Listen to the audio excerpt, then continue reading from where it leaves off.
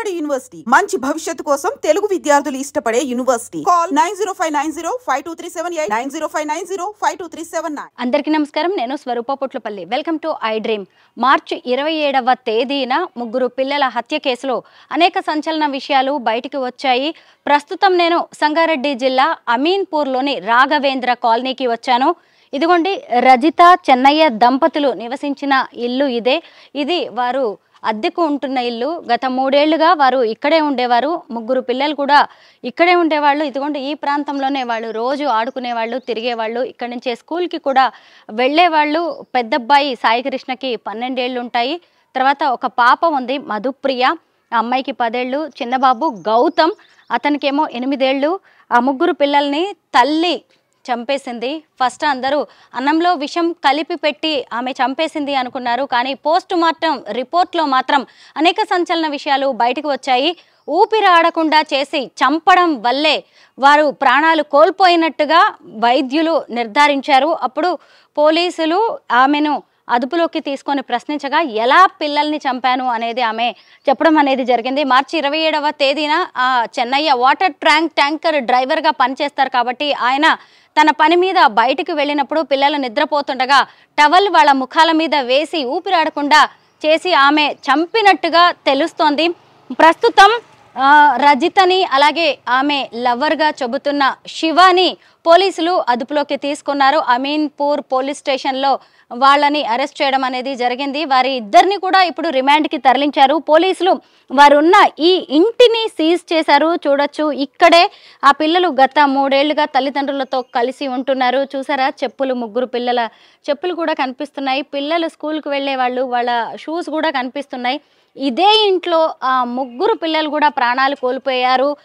నిన్న మొన్నటి వరకు, గత వారం రోజుల వరకు కూడా అదే పిల్లలు ఈ ఏరియాలోనే సజీవంగా తిరిగారు అనేదే చెప్పడానికి కూడా చాలా బాధగా అనిపిస్తుంది. మనందరికీ తెలిసిందే కదా, రజిత తన 10th క్లాస్ మేట్ అయిన అతను శివ అనే అతనితోటి కొంత క్లోజ్ రిలేషన్ ఏర్పడడంతో ఆమె ఈ పిల్లలు వద్దు, వాళ్ళని వదిలించుకోవాలి అనుకుంది. అంటే ఈ మధ్య గెట్ టుగెదర్ కోసమని వాళ్ళు కలవడం జరిగింది. అలా కొత్తగా ఫోన్ నంబర్లు ఎక్స్చేంజ్ చేసుకొని గత 3 నెలలుగా కాల్స్, చాటింగ్స్ అనేవి నడుస్తున్నాయి. అప్పటి నుంచి రజిత విషయంలో చాలా మార్పు వచ్చినట్టుగా తెలుస్తుంది. పదే పదే పిల్లల్ని కొట్టడం, కోపగించుకోవడం, భర్తతో కూడా కొంత ఇష్టంగా లేకుండా ఉండడం, ఇలాంటివన్నీ కూడా మనకి వినిపిస్తూ ఉన్నాయి. అయితే ఈ మామూలుగా వీళ్ళిద్దరూ కూడా మంచి భార్యాభర్తలుగానే ఇక్కడ పేరుంది. చెన్నయ్య చాలా మంచి వ్యక్తి అని చెప్తున్నారు. అలాగే రజిత కూడా ఎప్పుడూ ఎవరితో కానీ ఏదైనా చిన్న వివాదం కానీ తేడాగా కానీ ఎప్పుడు కనిపించలేదు అని చుట్టుపక్కల వాళ్ళు చెబుతున్నారు. గతంలో వాటర్ ట్యాంకర్ డ్రైవర్ చెన్నయ్య ఇల్లు ఏది అంటే ఈ ఇల్లు చూపించేవారు. కానీ ఇప్పుడు ముగ్గురు పిల్లలు చనిపోయిన ఇల్లు ఏది అంటే ఈ ఇల్లు చూపిస్తున్నారు. ఈరోజు ఈ ఇంటికి కేర్ ఆఫ్ అడ్రస్ అనేది ముగ్గురు పిల్లల హత్యగా మారడం అనేది బాధాకరం. అయితే ఇప్పుడు ఇక్కడ ఈ ఇంటిని పోలీసులు సీజ్ చేయడం వల్ల చెన్నయ్య ఇంకా మిగతా అతని కుటుంబ సభ్యులు అందరూ వేరే ప్రాంతంలో ఉంటున్నారు. మనం చెన్నయ్యతో ఫోన్లో మాట్లాడడం జరిగింది. చెన్నయ్య గారు నమస్తే అండి. నమస్తే మేడం, చెప్పండి. నేను చెప్పాను కదా, లాయర్ గారు కూడా ఇక్కడ ఉన్నారు. ఆయన పేరు సాయికృష్ణ ఆజాద్ గారు. నమస్తే అండి చెన్నయ్య గారు. ఇది చాలా విషాదకరమైన బాధ. సో మీరు ధైర్యంగా ఉండండి, మీ వెనక మేము ఉన్నాము. ఖచ్చితంగా మీకు న్యాయం చేసే విధంగా మనం పోరాడదాము, ఓకేనండి. ముందు చట్టం తన పని తాను చేసుకునివ్వండి. ఆ లీగల్ అంశాల పట్ల దాని గురించి మేడం మాట్లాడతారు. చెన్నయ్య గారు, ఆ రోజు రాత్రి ఏం జరిగింది ఒకసారి మీరు చెప్పండి. ఉదయం వెళ్ళి సాయంకాలం తిరిగి వచ్చాను. 9 గంటల టైంలో. ఆ టైంలో అన్నం తిని ఓ ట్రిప్ చందనగర్ ఉండేది. ఆ చందనగర్ ట్రిప్కి వెళ్దామని అక్కడనే ఉన్నా. అన్నం తిని బయటికి వెళ్ళిన తర్వాత చందనగర్ పోయి కాల్ చేసి వచ్చాను. ట్యాంకర్ కాల్ చేసి వచ్చిన తర్వాత డోర్ వచ్చిన 11-22 నిమిషాలు అయిన ఉన్నది. ఆ టైంలో డోర్ కొట్టే మా భార్య డోర్ తీసింది. నేను ఇంట్లోకి వెళ్ళాను. నేను పండుకుంటా అంటే పండుకోరా, నేను పండుకుంటా అని పండుకున్నాం. పండుకున్న తర్వాత 2-2:30 ప్రాంతంలో మా భార్య గొంతుబాయ్ అని అన్నది. నేను లేచి మా భార్యను చూస్తే గొంతు పోతుంది అని చెప్తున్నది. గొంతు ఏమైందా అని చెప్పింది అని నేను పక్కన వాళ్ళ నీళ్ళని పిలిచాను. గేటు తీసుకొని పోయి పిలిస్తే వాళ్ళు జర లేట్గా లేచారు. నా కొడుకును పోయి సాయికృష్ణను పోయి మా అబ్బాయిని పోయి సాయికృష్ణ మీ అమ్మ ఎక్కడ చేస్తుందని చెప్తే ఆ లోపే మా పిల్లలు చనిపోయి ఉన్నారు సార్ మేడం. అయ్యో. ఆ లోపలనే చనిపోయినారు, బిగ్గర అయిపోయారు. కూలర్ గాలికి బిగ్గర గాలికి కూలర్ గాలికి బిగ్గర అయిపోయింది. అంత చక్కగా ఉన్న పిల్లలు అలా చనిపోయారు అనేసరికి మీకు ఎలాంటి అనుమానం రాలేదా అండి? మేడం ఈమె వాళ్ళు అందరు ఏదో తీసుకున్నారు, ప్రయత్నం తీసుకున్నా, ఏం తీసుకున్నదో ఇప్పుడు నా మీదకి వస్తుంది కదా మేడం. ఈమెను బతికియండి అని నేను అరిశాను సార్ మేడం. పక్కన వాళ్ళు అందరు వచ్చి కారులో తీసుకుపోయి ఆడ హాస్పిటల్లో అడ్మిట్ చేశాను ఖమ్మం దగ్గర. మరి ఇప్పుడు మీకు ఆవిడికి పెళ్ళయి 13 ఏళ్ళు కదా, గతంలో ఆమె ప్రవర్తన ఎలా ఉండేది? బాగా ఉండేది మేడం. గెట్ టుగెదర్ పార్టీ అని పెట్టుకున్నారు. ఎప్పుడు పెట్టుకున్నారో ఆ పార్టీ పెట్టినప్పటి నుంచి రజిత మాటలు వేరే మాట్లాడుతుంది మేడం. పిల్లలను కొడుతుండేది అప్పుడప్పుడు. ఎన్ని రోజులుగా జరుగుతోందండి ఇదంతా? లేదు, నాకు 3 నెలల నుంచి నాకు డౌట్ మేడం. అంతకుముందు మేము 13 సంవత్సరాలు ఉన్నప్పుడు మేము ఇంత మంచిగా ఉండి 3 పిల్లలం కన్నాక 13 సంవత్సరాల మధ్యలో మరి ఎవడొచ్చుండు ఏంది నాకు తెలియదు మేడం. చూడండి మనం ఎట్లా చెప్తాం. ఈ శివ అనే వ్యక్తి పేరు కూడా మీరు ఎప్పుడు వినలేదా? వినలే మేడం, నాకేం తెలియదు. ఉదయం నేను లేచినాక నా పని ఏందో నేను చూసుకునే వరకు పోయి మధ్యాహ్నం వచ్చిన రూపాయి కూడా మా భార్య అకౌంట్లకే వచ్చేది. ఆ అకౌంట్ లకు ఒక సాఫ్ట్వేర్ జాబ్ చేసిన ఆయన, సార్ నాకు అకౌంట్ లో డబ్బులు రాలేదంటే ఆయన ఎట్లా లింక్ చేసి పెట్టిండు, నా అకౌంట్ లో డబ్బులు ఆమె అకౌంట్ లకే పోయేది మేడం. అంటే ఇంట్లో అంతా కూడా డబ్బు వ్యవహారాలన్నీ కూడా ఆవిడే చూసేది, కష్టపడడం వరకే మీ పని. డబ్బులన్నీ కూడా ఆమె అకౌంట్ లోకే పోయేది. నాకు చేసిన కష్టం చేస్తే ఈ రోజు ఇన్ని వచ్చినాయి అని చెప్పి మళ్ళీ అడిగేది, సాయంకాలం పోయి అడిగేది వచ్చినవి అనేది, ఇంత అయింది లెక్క అని చెప్పేది.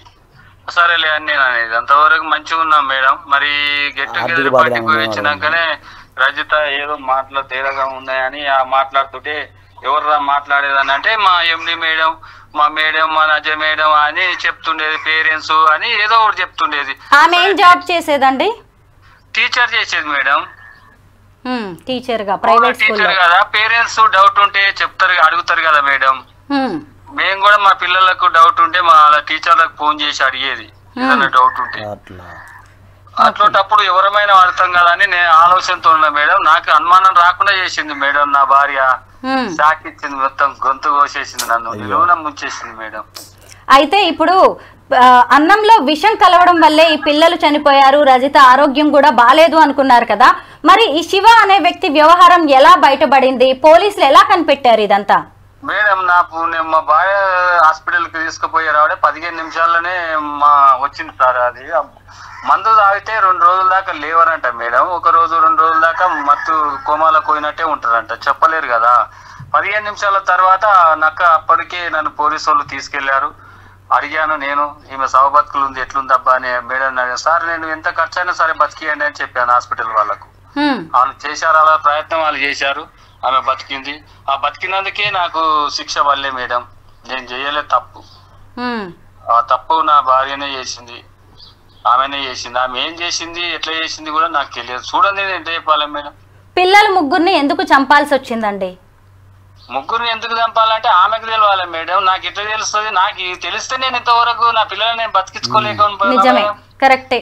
ఇప్పుడు ఇంతకీ ఆస్తి కోసమే ఇదంతా చేసిందంటారా? ఆస్తి ఎంత ఉందండి మీకు? నాకు 4 ఎకరాలు భూమి ఉంది, 2 ప్లాట్లు ఉన్నాయి, ఓ ట్రాక్టర్ ఉన్నది, ఇల్లు ఉంది, అన్ని ఉన్నాయి మనకు. అబ్బా, ఆర్థికంగా అన్ని విధాలుగా చక్కటి కుటుంబం అండి. అటు ఆమె ఉద్యోగం చేస్తుంది, మీరు చక్కగా వాటర్ ట్యాంక్ పని చేస్తున్నారు. 6,000 జీతం 7,000 జీతం మేడం ఆమెది. ఏం చదువుకుందండి ఆవిడ? ఇంట్లో ఉండలేకపోతున్నా అని పోయి ఆమె 6,000 7,000 జీతం, ఆ జీతం తెచ్చినా నాకేమి ఇవ్వపోయేది. నేను రోజుకో 3,000 4,000 సంపాదన సంపాదించుకునేది ట్యాంకర్ మీద. నేను ఉన్నది చెప్తున్నా. నేను కొన్న ఆస్తులు ఆమె పేరు మీద చేపిస్తే నా పరిస్థితికి గతికి తెచ్చింది మేడం. చెప్పండి, మీరే న్యాయం చేయాలి. నేను కొనిచ్చిన ఆస్తులు ఈమెకు. నాకు 2వ మ్యారేజ్ మేడం, నాది ఉన్నది చెప్పాల కుల్లా. నేను ఫస్ట్ మ్యారేజ్ మా భార్య డెలివరీ కాక చనిపోయింది. అయ్యో. ఈ అమ్మాయిని చేసుకున్న తర్వాత ఈ అమ్మాయిని చేయాలంటే నీకు ఆస్తి పెట్టాలన్నారు. ఆస్తి పెట్టాను 2 ఎకరాలు. 2 ఎకరాలు పెట్టినాక 2 ప్లాట్లు కొని పెట్టాను మేడం. ఆమె పేరు మీదనే పెట్టినా. నాకు వద్దులే, ఉన్న కాడికి చాలు, ఓ బండి ఉంది, నాకు 2 ఎకరాలు ఉంది అని ఆమె పేరు మీద 2 ఉన్నాయి, నా పేరు మీద ఉన్నాయి కదా అని పెట్టాను మేడం. నాది తప్ప మేడం? తప్పేం లేదండి. పిల్లలు ఉన్నారు, 3 పిల్లలు ఉన్నారు. నాకున్న ఆమెకి పిల్లలకే పోతుంది, భార్యకున్న పిల్లలకే పోతా అనుకున్నాను. నా భార్య ఇట్లోటి చేతాలు చేస్తాను నేను ఊహించుకోలేకపోయినాను మేడం. నేను కరెక్ట్, ఎవరు ఊహించరండి, నిజమే. పిల్లల్ని ఎలా చూసుకునేది తను? పిల్లలను కూడా మంచిగా చూసుకునే మేడం. చిన్నప్పటి నుంచి మంచిగా చేసి ఈ గెట్ టుగెదర్ పార్టీ ఎప్పుడు పోయిందో ఆ పార్టీ నుంచి వచ్చినాక పిల్లలను కసరించుకుంటూ వైర్ ఏది ఛార్జింగ్ వైర్ ఉంటే ఛార్జింగ్ వైర్ తోని కొట్టేది. పిల్లలు చెప్పుకొని నాకు ఏడ్చేది. అప్పుడు చెప్తే అరే గట్ల కొట్టకురా పిల్లలని వాళ్ళ అమ్మ నాయనకి చెప్పి కూడా మంద ఇచ్చాను. ఎందుకు కొడతావు, ఈ చెప్తే ఇంటలేరు బయట ఆడుతురు అని. ఆడుకునే టైంలో ఆడుకుంటారు కదా మేడం. అవును, వాళ్ళని బయటికి వెళ్ళనీయకుండా కొడుతుండేది ఒక్కొక్కసారి. ఓసారి ఏమో మంచిగా చూసుకునేది, బాగా చూసుకునేది.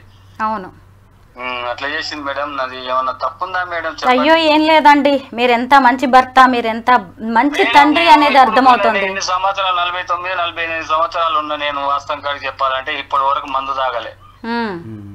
చెప్పండి మేడం, నాదేమన్నా తప్పుందా? లేదండి, లేదు. ఆ ఆస్తులు చేయడం తప్ప? నా భార్యకి చేసి, నా భార్య దాన్ని చేశాను. నా గుండె కోసి దానికి ఇచ్చాను మేడం. గుండె కోత మిగిలిచ్చింది. నిజమేనండి, అసలు ఆ పిల్లలు ఎంత అల్లాడిపోయి ఉంటారు కదా మేడం. ఆ పిల్లల చంపబుద్ధి అవుతుందా? ఎలా అవుతుందండి? 9 మాసాలు మోసి కన్న తల్లి కదా, పిల్లల్ని అంత 12 ఏళ్ళు 10 ఏళ్ళు 8 ఏళ్ళు పెంచిన తల్లి. ఎంత దయ, ఎంత బాధాకరం అలాంటి వాళ్ళకి. అసలు వింటుంటే నెల రోజులలో వాళ్ళిద్దరిని ఎన్కౌంటర్ చేయాలి మేడం. ఇట్లోటోళ్ళు మళ్ళీ భూమి మీద ఉంటే ఇంకోటి తప్పు చేస్తారు మేడం. మీరు ఏమన్నానండి, నాకు న్యాయం చేస్తారని నేను మీకు మీడియా వాళ్ళకి దండం పెట్టి చెప్తున్నా. మీ కాళ్ళైనా మొక్క అంటే మొక్తా గానీ నా పిల్లలకు అన్యాయం జరిగింది, నాకు అన్యాయం జరిగింది, న్యాయం చేయండి మాకు. నిజమేనండి, మీకు ఈ రోజు జరిగిన అన్యాయం, ఆ బిడ్డలకి జరిగిన అన్యాయం గురించి తెలుసుకునే ఈరోజు సీనియర్ అడ్వకేట్ లాయర్ గారు సాయి కృష్ణ గారు వచ్చారు మాట్లాడడానికి. మీలాంటి వాళ్ళకి ఖచ్చితంగా ఆయన సాయంగా ఉంటారు. మీరు లైన్లో ఉండి కూడా ఆయన మాటల్ని వినొచ్చు. నేను కాసేపు ఆయనతో ఇక ఈ కేసు లీగల్గా ఎలాంటి టర్న్ తీసుకోబోతుందో తెలుసుకుంటాను. మీరు లైన్లో ఉండండి చెన్నై గారు. ఆజాద్ గారు విన్నారు కదా, చెన్నై గారు ఎంత ఆవేదనలో ఉన్నారో. వాళ్ళిద్దరిని ఎన్కౌంటర్ చేయాలని ఆయన డిమాండ్ చేస్తున్నారు. ఈ కేసు విషయంలో వాళ్ళకి ఎలాంటి శిక్ష పడే అవకాశం ఉంది? నేను అనుకుంటా ఇలాంటి సేమ్ సిచ్యువేషన్ తమిళనాడులో జరిగిందండి. Same situation. ఆమె కూడా ఇట్లా లవర్ని వెళ్ళి చేయటం, తర్వాత 2 పిల్లలు అమ్మాయికి. సో 2 పిల్లల్ని చంపేసి భర్తను వదిలిపెట్టి భర్తను కూడా చంపాలని ప్లాన్ చేసింది. ఆ రోజు లక్కీగా భర్త ఫోన్ చేస్తే ఆయనకి ఆఫీసులో వర్క్ ఉందని చెప్పేసి అతను రాలేకపోయాడు. అతను చంపేసి వెళ్ళిపోదాని ఆలోచనలో ఉన్నారు. సరే, అతను ఎంతసేపటికి రాకపోయేసరికి ఆమె వెళ్ళిపోయింది. పొద్దున చూసేసరికి ఫ్యాన్లు అన్ని తిరుగుతున్నాయి, లైట్లు అన్ని తిరుగుతూ ఉన్నాయి. ఏంటి అని చెప్పి అతను తలుపు బద్దలు కొట్టుకుని లోపలికి వెళ్తే 2 పిల్లలు చనిపోయి ఉన్నారు. సో ఆ విషయంలో ఆమెకి క్యాపిటల్ పనిష్మెంట్ పడింది, ఉరిశిక్ష పడింది. ఉరిశిక్ష పడింది. తర్వాత లవర్కి లైఫ్ పడింది అనమాట. సో నాకు తెలిసి నేను ఇది చూసిన తర్వాత నాకు రెఫరెన్స్ చేస్తే ఆ కేసు బయటపడింది. ఇప్పుడు ఈ కేసులో కూడా శివ రజిత ఇద్దరికి శిక్ష పడే అవకాశం ఉంది కదా? ఖచ్చితంగా ఉందండి. ఎందుకంటే ఇక్కడ చిన్నపిల్లలను చంపడం అనేది పోక్సో యాక్ట్ కింద కూడా వస్తుంది. అదొకసారి మనం చూసుకోవాలి. తర్వాత ఉద్దేశపూర్వకంగా చంపటం విత్ ఇంటెన్షన్, ఒక దురుద్దేశపూర్వకంగా చంపాలన్న ఉద్దేశంతో దీన్ని కల్పబుల్ హోమ్సైడ్ అంటారు మన లీగల్ భాషలో. చంపాలని ప్లానింగ్తో ముందు నుంచే ప్లాన్ చేసుకుని ఎలా చంపాలి ఏంటి ఇవన్నీ ప్లాన్ చేసి ఆమె చంపేసిన తర్వాత మళ్ళీ యాక్టింగ్ చేయటం ఇవన్నీ కూడా ఏంటంటే ఆమెకు తెలిసే చేసింది ఇవన్నీ ఉద్దేశపూర్వకంగా. ప్లస్ అతను ఎవరైతే శివ అన్న అతను ఎవరైతే ఉన్నారో అతని ప్రోత్సాహంతో పురోధాలభంతో చేసింది. ఖచ్చితంగా ఏంటంటే ఆమెకు క్యాపిటల్ పనిష్మెంట్ ఇందులో ఖచ్చితంగా పడుతుందండి. కాకపోతే మన ప్రాసిక్యూషన్ వారికి ఎవరైతే ఇన్వెస్టిగేషన్ ఆఫీసర్స్ ఎవరైతే ఉంటారో వారికి మనం ఖచ్చితంగా సపోర్ట్ చేయాలి. జాగ్రత్తగా వాళ్ళకి ఎవిడెన్స్ అంతా మనం చూడాలి, దగ్గర నుండి చూసుకొని చేస్తే ఖచ్చితంగా ఆమెకి నాకు తెలిసి నేను చూసిన దాన్ని బట్టి చూస్తే ఆ కేసుని తమిళనాడు కేసుని రిఫరెన్స్ చేసుకుని చూసినట్లయితే క్యాపిటల్ పనిష్మెంట్ ఉరిశిక్ష పడే అవకాశం ఉంటుందండి. ప్లస్ ఇంకేంటంటే చిన్నపిల్లలు కాబట్టి పోక్సో యాక్ట్ కాబట్టి దీనికి సపరేట్గా సంబంధించిన వేరే కోర్టు ఉంటుంది అనమాట. పోక్సో సంబంధించిన విచారించేది బాలాలకు సంబంధించింది. సో అది కూడా తొందరగా అయిపోయే అవకాశం ఉంటుంది. మిగతా కేసుల్లాగా కాకుండా తొందరగా మనకి 6 months 8 months 1 yearలో ఇది ఇన్వెస్టిగేషన్ అంతా కంప్లీట్ అయిపోయి తొందరగా కేసు క్లోజ్ అయ్యే అవకాశం ఉంది. ఆ సందర్భంలో నేను ఆయనకి చెన్నై గారికి ఎలాంటి న్యాయ సహాయం అయినా సరే నేను ఖచ్చితంగా అందిస్తాను. దాని ద్వారా ప్రాసిక్యూషన్ వారికి మనం సపోర్ట్ చేద్దాము. అలాగే ఇంకేదైనా అవసరమైతే ఆయనకి ఇంకేదైనా ఇన్వెస్టిగేషన్లో ఏదైనా డౌట్లు ఏమైనా ఉన్నా కూడా నా వంతు కర్తవ్యంగా నేను అందిస్తాను. ఎందుకంటే అసలు గుండె తరుక్కుపోతుందండి. ఎంత ఘోరం, ఎంత యాక్టింగ్ చేయటం. అసలు చంపేటప్పుడు ఎట్లా అనిపిస్తుందండి, చన్ని పెంచి చేసేటప్పుడు వాళ్ళకి ఊపిరాడకుండా చేయటం కొంచెం కూడా ఆలోచన లేదండి. లాయర్ గారు చూడండి అసలు ఎంత ప్లాన్ వేసిందో. భర్త అలా వెళ్ళాడు, ఆ తర్వాత పిల్లలు పడుకున్నారు, వాళ్ళని ఊపిరాడకుండా చేసి చంపడం, ఆ తర్వాత ఆమెకు కూడా హెల్త్ బాగాలేనట్టుగా, విషం కలిసినట్టుగా. అంటే భర్తనే కాదు పోలీసుల్ని, కోర్టుల్ని, చట్టాలని అన్నిటిని కూడా ఫూల్స్ చేయాలనుకుంది. అంత అమాయకంగా ఉన్నారు జనం అని ఆమె అతి తెలివిగా ఆలోచించింది. చంపేటప్పుడు ఆ పిల్లలు అల్లాడుతుంటే, కాళ్ళు చేతులు పెనుగులాడుతుంటే ఎంత తల్లి హృదయం ఉంటుందండి, ఎంత తల్లి హృదయం ఉంటుందండి. ఒక చిన్న పిల్లోడి కంట్లో నలకబడితేనే మనం విలువల్లాడిపోతాం, వాడికి దగ్గు జలుబు నైట్ అంటే మనం అల్లాడిపోతామే. అలాంటి పరిస్థితుల్లో ఆమె అలా అంటే అసలు ఎలా అనిపించింది అది అంటే ఆ రకమైన పైశాచికత్వము. ఆ కథ నాకు తెలిసి ఈమెకి ఇతను చెప్పిన దాన్ని బట్టి చూస్తే బాగా చూసుకుంది పిల్ల అంటున్నాడు. ఈ 3 నెలలే మార్పు వచ్చింది అంటే మెయిన్ ఆ శివ అన్న అతనే బాగా ఆమెకి ఇంజెక్ట్ చేస్తున్నాడు అని నా డౌట్. రోజు వద్దు వదిలించుకో మనం వచ్చేసే నువ్వు వచ్చే అని చెప్పి అతను ఆమెను ఒక ట్రాన్స్లోకి తీసుకెళ్లాడేమో అనిపిస్తుంది నాకు. ఖచ్చితంగా అతను కనుక ఇన్వెస్టిగేషన్ గట్టిగా చేస్తే మొత్తం బయటకు వస్తుంది ఇంకా. ఎందుకంటే అతను చెప్తున్నారు కదా ఆయన చెన్నయ్య గారు, ఎందుకంటే మాట్లాడేటప్పుడు ఏదో టీచర్స్ అనో లేదా ఇంకేదో వంక పెట్టుకుని మాట్లాడుతూ ఉంది. అతను ప్రతిదీ అప్డేట్ చేసుకుంటా ప్రతిదీ కూడా అతను ట్రాన్స్ చేస్తున్నాడు. ఆమెను ఒక ట్రాన్స్లో తీసుకెళ్ళిపోతాడు, ఒక ఊహాజనితమైన లోకాలకు తీసుకెళ్ళిపోతున్నాడు. నువ్వు 2వ వివాహం చేసుకున్నావు, 2వ ఆయన్ని పెళ్లి చేసుకున్నావు, నన్ను చేసుకుని ఎట్లా ఉండేదేమో ఒక రకమైన ట్రాన్స్లోకి తీసుకెళ్లేసరికి ఆమె నిజంగానే ఆ ఊహాలోహానికి వెళ్ళిపోయి పిల్లలు నా పెరుగు బంధం అనే ఆలోచన మర్చిపోయిందేమో అని నేను అనుకుంటున్నాను. నేను సైకలాజికల్గా గమనించింది అయితే అది. సార్ పోలీసు వాళ్ళు గట్టిగా త్వరగా ఇన్వెస్టిగేషన్ చేస్తే మొత్తం నిజాలన్నీ బయటకు వస్తాయండి. దీనికి సంబంధించి ఆయనకి ఎలాంటి న్యాయ సహాయం అయినా సరే మనం ఖచ్చితంగా సపోర్ట్ చేయాలి. సాయి కృష్ణ గారు, అసలు చెన్నయ్య గారు తన భార్యను ఎంత నమ్మారో, ఎంత ఇష్టపడ్డారో, ఎంత ఇంపార్టెన్స్ ఇచ్చారో ఆయన మాటల్లోనే మనం విన్నాము. పొలం పెట్టారు, అసలు ఆయనకు వచ్చే డబ్బంతా కూడా ఆమె అకౌంట్ లోనే పడుతుందంట. ఆమె ఏది చెప్తే అది నమ్మారు ఆయన. పైగా ఇప్పుడు పిల్లల్ని ముగ్గురిని ఆ తల్లి చంపేసిందంటే మనకే అసలు గుండె తరుక్కుపోతుంది. చెన్నయ్య గారి పరిస్థితి ఎలా ఉండొచ్చు? అసలు ఇంకొక విషయం చెప్పాలి మేడం, ఈ 1 మంత్ నుంచి నాకు బాధ అనిపిస్తుంది. ఒక అతనేమో 2 పిల్లల్ని బకెట్ లో ముంచి చంపేసి అనిపాడు కాకినాడలో, ఇంకొక అతనేమో నదిలో కాలువలో పిల్లల్ని పడేశాడు. ఈ చిన్న పిల్లల్ని చంపే ఘటనలు చూస్తూ ఉంటే గుండె తరక్కుపోతుంది మేడం. చాలా అసలు ఏడుపు కూడా వచ్చేస్తుంది నాకైతే, నిజంగా చెప్తున్నాను. చాలా బాధపడుతున్నాను. వాళ్ళు ఏం చేశారు, ముక్కు పచ్చలాని చిన్నపిల్లలు, వాళ్ళకి పాపం పుణ్యం తెలియదు, ఇవన్నీ ఏం తెలుసండి. అందులో 9 మాసాలు మోసి మీరు కని వాళ్ళకి ఎంత బాధపడతామండి పిల్లల్ని పెంచాలంటే. సాయి కృష్ణ గారు, మనం చెన్నయ్య గారి గురించి కూడా మాట్లాడుకోవాలి. ఆడవాళ్ళ గురించి మనం సాధారణంగా మాట్లాడుకుంటాం కదా, విధి వంచితలు అని. ఇప్పుడు ఆయన చూడండి, మొదటి భార్య డెలివరీలో చనిపోయింది, సరే అని 2వ అమ్మాయిని చేసుకున్నాడు. ఆమె చూడండి, ఎవరన్నా ఊహించే దారుణాలా అసలు ఇవన్నీ? చాలా బాధ. ఆయన ఇప్పుడు సమాజాన్ని ఎలా ఫేస్ చేయాలి, బతకాలి? ఫస్ట్ సంఘటన జరిగింది భార్య, అది మళ్ళీ ఇది ఇంకోటి పిల్లలు పోవటం ఎంత బాధాకరం. కానీ ఇప్పుడు ఆయన చెయ్యాల్సింది ఏంటి అంటే న్యాయం కోసం పోరాడడం, అంతే. ధైర్యంగా నిలబడాలి, గుండె ధైర్యమే మెయిన్ ఇప్పుడు ప్రజెంట్ ఆయనకు కావాల్సింది. అవును, మనం ఖచ్చితంగా ఆయనకి లీగల్ గా మనం ఇద్దాము అలాంటి విషయాల్లో. చెన్నయ్య గారు విన్నారు కదా లాయర్ గారు ఏం చెప్పారో. విన్నాను మేడం, సార్. మరి మీకు గుండె ధైర్యం ఇస్తామండి, మీకు ఖచ్చితంగా. అయ్యో అట్లా లేదండి సార్, నా పిల్లల బాధ నేను చూడలేదు. అయ్యో అయ్యో అయ్యో, నెల రోజులలో వాళ్ళని ఏదన్నా చేస్తే నా పిల్లలకు ఆత్మశాంతి అవుతుంది సార్. మీరు చేయండి, చేద్దామండి ఖచ్చితంగా, తొందరగా ప్రాసిక్యూషన్ అయ్యేటట్టు చేద్దాం. రోజు గ్లూకోజ్ పెట్టుకున్నదాకా నేను ఉండలేను మేడం, ఉండవచ్చని చెప్తున్నా. నా పరిస్థితి కూడా అట్లుంది. నా పిల్లల కోసము ఇప్పుడు రోజుకు హాస్పిటల్కి వెళ్ళవలసింది. రోజు పొద్దున్నే పోయొచ్చాను హాస్పిటల్ కు. మానసికంగా వేదన ఉంటుంది మేడం, అది చెప్పలేదు కాదు, ఇక చెప్పలేము మనం దానికి మాటలు. నేను తప్పు, నా భార్య కదా నా పిల్లలకు పెడుతుంది అని అనుకొని నేను ఆస్తులు చేశాను మేడం. నాది తప్పే మేడం, నేను చేయడం తప్పుందా మేడం? ఏం తప్పు లేదండి, మిమ్మల్ని ఎవరు తప్పు పట్టట్లేదు. ఆ వ్యక్తులు, ఆ భార్య కూడా అలా మారిపోతుంది, ఇంత దారుణానికి ఒడిగడుతుందని మీలాంటి వాళ్ళు కూడా ఊహించలేదు. ఇందులో మీ తప్పేం లేదు. కానీ ఇప్పుడు మీ కర్తవ్యం ఏంటి, ఇన్ని రోజులు నా జీవితం ఏంటి అని మీరు ఎలా పని చేసుకున్నారో, ఇప్పుడు ఇక మీదట మీ బాధ్యత ఏంటి అనేది కూడా తెలుసుకోవాలి. చెప్తున్నాను మేడం, వాళ్ళిద్దరు ఉండకపోతే నేను బ్రతికి మంచి భవిష్యత్తు, నా ఆస్తి నాది ఏదో ఒకటి నాకు తోచిన సాయం 10 మందికి సేవ చేసే వరకు పెడతాను మేడం. అంతే, మీరైతే ధైర్యంగా ఉండండి. మీ ఆరోగ్యం జాగ్రత్త. ఎందుకంటే ఈరోజు మానసికంగా, శారీరకంగా అన్ని విధాలుగా మీరు చాలా డౌన్ అయ్యే పరిస్థితి ఉందండి. మీ ఆరోగ్యం జాగ్రత్తగా ఉంటేనే మీరు మీ పిల్లలకి న్యాయం జరగడానికి, వాళ్ళ ఆత్మలు శాంతించడానికి మీరు పోరాడే అవకాశం ఉంటుంది. ధైర్యంగా ఉండండి. పోలీసులు ఏది అడిగినా కానీ దానికి సంబంధించిన ఆధారాలు అన్ని మీరు సబ్మిట్ చేస్తూ ఉండండి. ఇంకా తప్పదు, కొన్నాళ్ల పాటు వాళ్ళకి శిక్ష పడే వరకు మీరు మీరు కోర్టుల చుట్టూ పోలీసుల చుట్టూ తిరగాల్సిన పరిస్థితి ఉండవచ్చేమో, అయినా మీరు వెనకడాల్సింది లేదండి. న్యాయస్థానాలు అన్నీ ఉన్నాయి, మీ వెంటే ఉంటాయి. ఇక జరిగిపోయిన దాన్ని మనం ఏం చేయలేము కాబట్టి జరగాల్సిన దాని గురించి ఆలోచిద్దాం. అంతేనండి. మా సపోర్ట్ ఉంటుందండి చెన్నై గారు. నేను అయిన తర్వాత మాట్లాడతాను.